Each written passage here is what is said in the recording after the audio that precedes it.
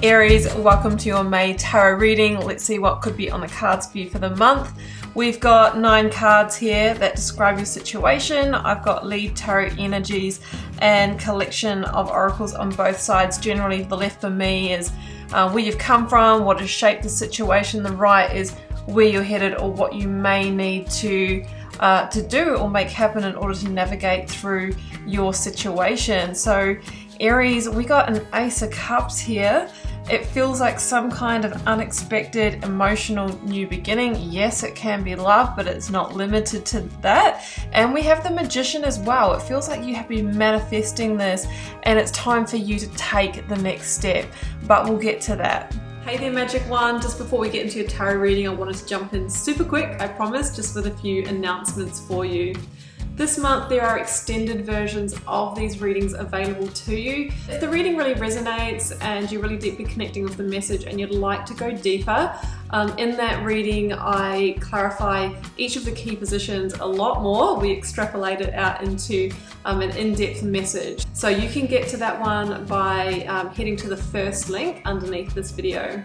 Should you want to arrange a personal reading or healing for yourself, you can do so at any time by either clicking the link to my website down below or visiting wildlotustarot.com. I do have a new little offering which I think is kind of cute. It's actually the most affordable way to get guidance from me, and in that reading I draw you a single tarot card from the beautiful Star Child Tarot and write you a handwritten letter about my interpretation of that card for you, and I post it to your letterbox. You can now show your support by becoming a member of my channel. If you head to my channel page and click the join button, there's a video there where I describe in detail what I'm offering for my 2 different levels of membership.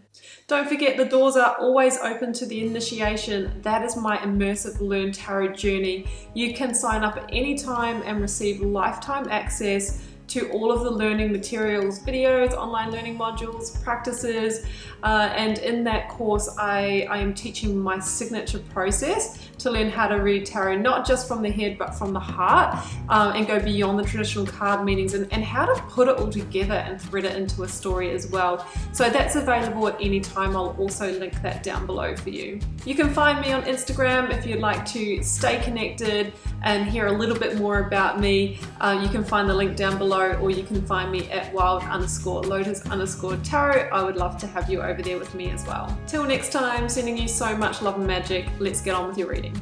Aries, my team Aries, I'm one of you as well. Let's read this thing, okay? I got the 3 of Cups as your lead tarot energy here. Now, this is an indication of a few things. It really feels to me that, you know, you're seeking more joy in your life, and generally with the 3 of Cups, it feels like you have been kind of working towards this. You've been positioning yourself, Aries, where you may attract an emotional new beginning, maybe love, or at least an increase in your happiness, okay, in your emotional satisfaction. You might have also been on a personal transformation journey here with the Ace of Cups as well.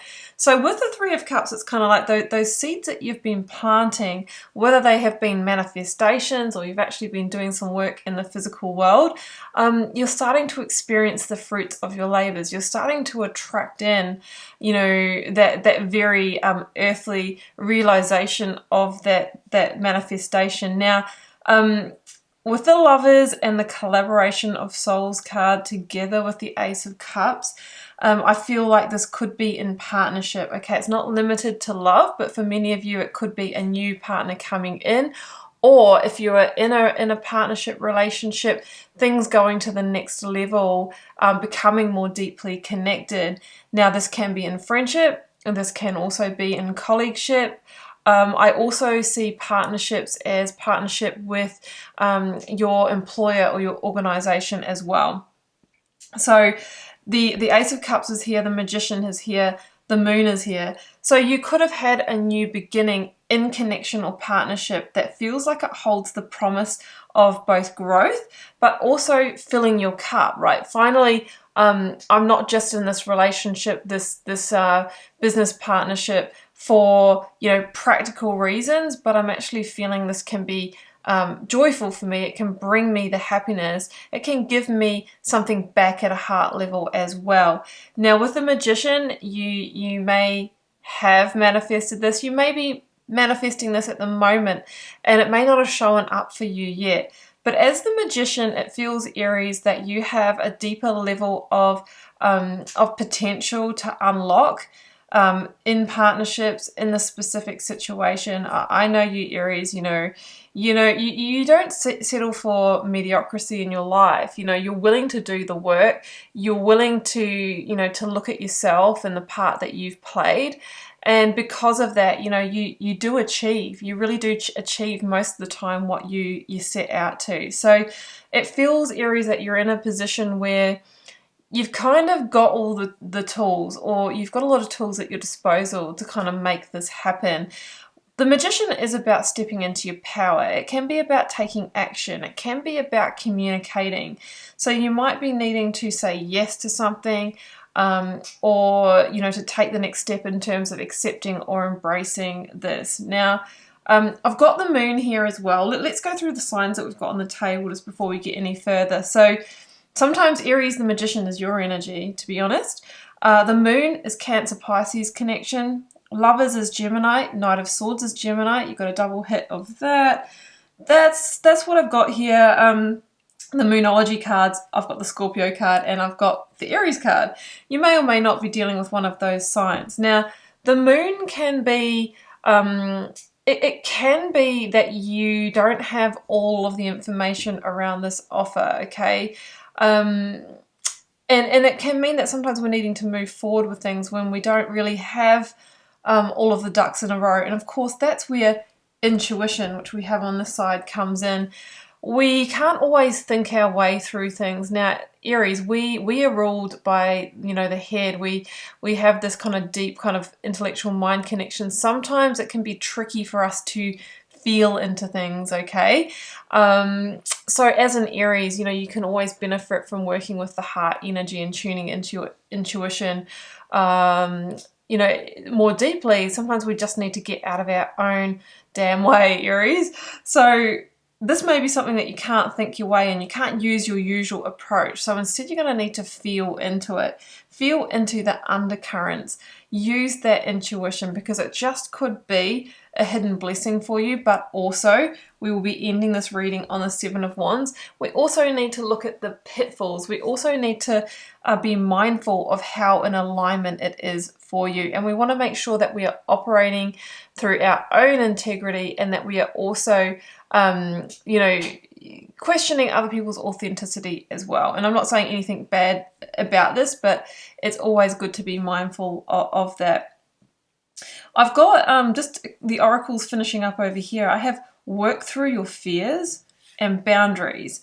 So when we do have opportunities come in, fears naturally arise. That is part of the process. The Moon could actually be your fears.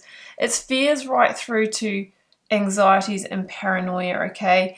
We can worry sometimes when an opportunity comes in, like, something for me that naturally happens, and I'll just share this my own experience. Sometimes, like when new love comes in, the first thing I think of, how's this one going to end, or how's it going to play out, and that is me needing to let go of the fear that things always end, right? So you may have a different fear, you may have different worries, different anxieties, okay? So just be mindful of where you might be projecting into new situations your experiences of the past, which of course is, work through your fears is represented by Scorpio, because it's about your depths, it's about your subconscious projections, your stories and scripts from the past, but they can become the toxins, right? The sting in the scorpion's tail. We don't want to poison new situations with those projections. Boundaries is here. And I think that any new situation, whether it's an offer of work or an offer of heart, feelings, love, we want to make sure that we are maintaining our boundaries, especially in the early stages, not jumping in too quick, getting to know, where we stand in the situation, how to operate in it, the energies that we're dealing with. When it comes to love, we want to hold boundaries without armoring the heart That's a challenge right there. You know, we don't want to put up the walls, but we also want to hold our energy and not merge into the energy of the other and become, you know, part of that and lose our identity too, you know, not too soon. Well, we don't want to do that at all, but holding your boundaries is important. Okay, we got the Lovers, we got the Ten of Pentacles, we got the Knight of Swords. The reason why I say that with the boundaries is with the Knight of Swords, this has the opportunity to move quickly and to be quite a fast moving energy. So that's why we want to pace ourselves, because, you know, energy can sweep us away sometimes. I've got the Fiery Climax approaches here with your Aries card on the side. So it feels like things are coming to a head. Things are moving quickly. It feels like there might be a decision to be made here. So just keep that in mind, that, you know, you want to pace yourself and slow things down and feel into it. Lovers, Ten of Pentacles. Okay, the Lovers is a card of soul partnerships, and soul partnerships come in many different forms. This could be a love soul contract, like you've chosen before you incarnated here to come together with this person, and generally it's for learning and growth, which means that it will have high highs, but it can also have low lows. That is generally most situations. You know, soul contracts in general, if this is not lovership for you, we can come into them sometimes for helping others to grow and expand. A love soul contract or any soul contract is not exclusively about us, and sometimes we actually play the catalyst in someone else's growth. Sometimes we play the catalyst in kind of exposing, you know, themes or exposing poison and toxins, sometimes in an organization as well. So just bear in mind that because something is meant for us, sometimes it does bring up challenges. It's not always just this kind of smooth sailing, like free of challenges, you know, feeling rosy. The Ten of Pentacles is at the center of the reading though, and this indicates to me that this opportunity offer can result in stability or security for you. And, you know, even though there might be, I'm going to clarify that Seven of Wands, even though there can be initial challenge or struggle, if you do invest in this, it feels like it can grow and become a solid, become a stable, or it can provide the resources that can help you build a stable home environment. Now, with the Lovers, Two of Swords and Page of Cups, what I'm feeling down here is that there is some kind of choice around this matter of heart that you're going to need to make. Now, the natural choices can be that if this is a new situation, we may need to let go of an old one, or it still might be an edge for you to move into this, maybe because of your own fears, maybe because you're worried about your boundaries. In the Two of Swords, we see somebody who's blindfolded and holding up the two swords. Now they're crossing the heart here, and you might be worried about, you know, putting your heart and soul into this. You may be trying to weigh up options here. Again, the moon means don't forget to use your intuition and don't let emotions blind you in this, and try not to overly rely on just the fact and logic, the head energy alone, but use that combination. Page of Cups means that this could have come in synchronistically for you or unexpectedly, Aries, and they can really kind of throw, we say here in Australia or New Zealand, a spanner in the works, right? We weren't expecting it, or maybe we were just going along on it and doing our business, even though you have been manifesting this. But when it comes in, it's a different story, right? Because then we have to deal with it. You know, even if you're in an existing connection and things are going deeper, or there could even be, you know, things going to the next level. It's like, oh, you know, well, now I'm in it. You know, it feels kind of different. I'm trying to navigate through it. So manifesting and doing is the last oracle over here. Oh, sorry, we've got the Nine of Swords here that I haven't addressed. There is stresses around this for you and anxieties. So it feels like by manifesting and doing, you can help overcome that. So taking some action, having clear, honest communications, expressing your heart, maybe even communicating where you're at and that you do have some struggles around this. You have to be mindful, like, who you communicate that with, in what way. Sometimes it's a boundary not to, but if you feel like it will help the situation, you can do that, Aries. So I wanna grab a clarifier for the Seven of Wands. Like obviously in the extended, if you choose to come over for that, we're going to go deeper into every one of these cards. But for those of you that are just staying on for this reading, I want to give you a bit more around that. So clarify Seven of Wands for my Aries. We've got two. Oh, I got the Fool. That's another one of your cards, Aries. It happens to be called Starseed in this deck. And I've got the Page of Pentacles. So, you know, it feels that you are wanting to move on to the fresh new start.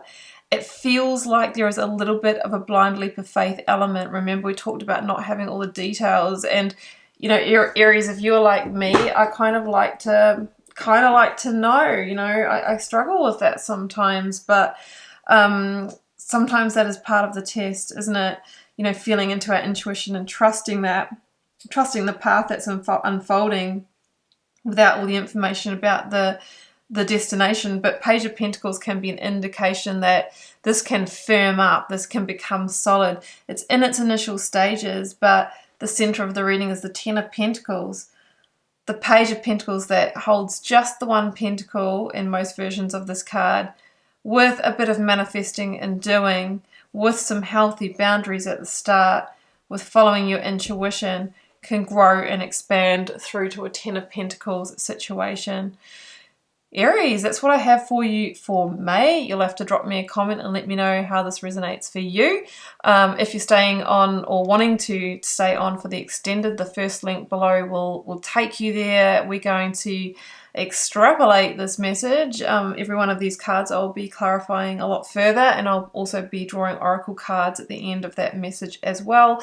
If this is where we part ways, Aries, I am grateful for you for watching this message. If you're still here at the end, I'm even more grateful for you. not that I'm having favorites here, but Aries, thank you. Drop me a comment if you want to share. I do try to connect with most of you over there as I can. Hit subscribe if you haven't already. It does support the work I'm doing here and notifies you when I do post new readings, so it's a great energy exchange between us. I'm wishing you an amazing month, Aries, and I'll see you back here for weekly readings every week, and in June we will hit another monthly. Do take care, Aries. Bye for now.